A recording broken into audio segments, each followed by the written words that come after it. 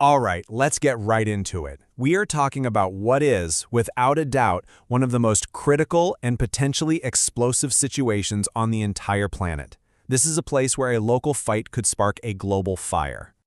And that really leads to the big question, doesn't it? It might sound like hyperbole, but I'm going to ask it straight. Could this one small island actually break the entire global economy? And here is the answer. Just look at this number. Over 60%. That's how many of the world's most advanced semiconductor chips are made in Taiwan. We're talking about the really cutting-edge stuff, the chips that power our AI, our supercomputers, everything. Our entire digital world is, frankly, completely dependent on this one place. So that brings us to our first major point. You have to understand, Taiwan isn't just an island, it's the world's tech choke point. It literally holds the keys to our entire digital age. And at the absolute heart of it all is one company, TSMC, or the Taiwan Semiconductor Manufacturing Company. Now, you might not know that name off the top of your head, but believe me, they are the engine room of global technology. It is almost impossible to overstate how important they are. And this isn't some abstract concept. We are talking about the smartphone in your hand right now, the computer you're working on, the car you drive, even the most advanced military gear and the massive data centers that make AI possible. Yup, they all run on chips that come from Taiwan. But it's not just about what Taiwan makes. You also have to look at where it is. It sits right in the middle of some of the busiest shipping lanes in the world. Any kind of disruption there would be a massive, massive headache for global trade. So, how did we get to this incredibly tense situation? To understand that, we've got to look back at the history and see how the end of a civil war created this standoff that's been going on for nearly a century. So here's the really quick version. Back in 1949, the Chinese Civil War ends. The communists win and take over the mainland. The losing side, the nationalists, flees Taiwan. And that's what set up the situation we still have today. Two totally different political systems, with Beijing insisting that the island is just a renegade province that belongs to them. And this right here boils it all down.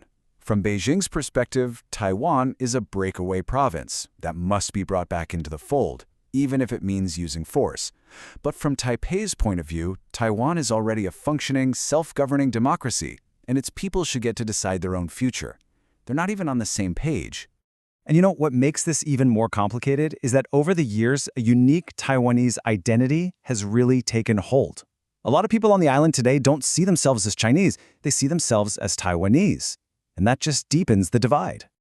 Okay, so this political tension, it's backed up by some serious military hardware. Let's look at the matchup, which gets described with this fantastic analogy, the dragon versus the porcupine. First up, you've got the dragon. China has spent unbelievable amounts of money on a massive military buildup. We're talking the world's largest navy by number of ships, plus incredibly advanced missiles designed specifically to take out the kinds of warships that might try to step in. And they are constantly running drills, practicing for a full-on invasion. So, how on earth does a smaller power defend against that? Well, you use a strategy called asymmetric defense. The whole idea is you don't try to match them, tank for tank, ship for ship. Instead, your goal is to make yourself so painful and so costly to attack that the big guy just decides, you know what, this isn't worth it. And that is Taiwan's porcupine strategy in a nutshell. They're investing in things that make them prickly and hard to swallow, like mobile missile launchers, tons of sea mines, and great air defense. Plus, the island itself is super mountainous, which basically turns it into a natural fortress, a nightmare for any army to invade. But hold on, there is a huge third player in this whole balancing act, the United States, and its very ambiguous promise. The US has this really unique, kind of weird relationship with Taiwan. See, it doesn't officially recognize Taiwan as its own country, but at the same time, it sells Taiwan a ton of advanced weapons and provides military training. This all leads to the official US policy, which has a pretty fancy name, strategic ambiguity. So what does that actually mean?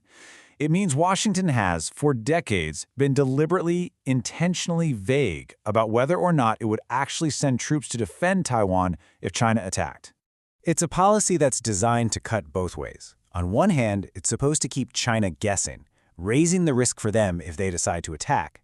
But on the other hand, it's also supposed to stop Taiwan from, say, formally declaring independence, which would almost certainly trigger an invasion from China.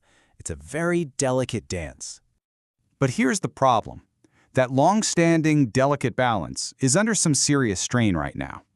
With more military patrols and hotter political rhetoric from everyone involved, the risk of somebody making a mistake, of a dangerous miscalculation, is getting higher and higher. And so that brings us right back to where we started, that one big, terrifying question. What would actually happen if war breaks out?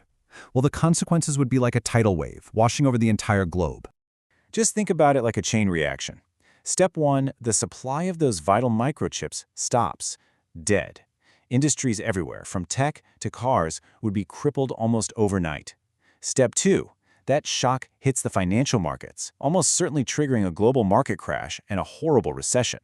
And finally, Step 3, the conflict could easily pull in the US, Japan, and other allies, and suddenly you're looking at the risk of a major global war. So the bottom line is this.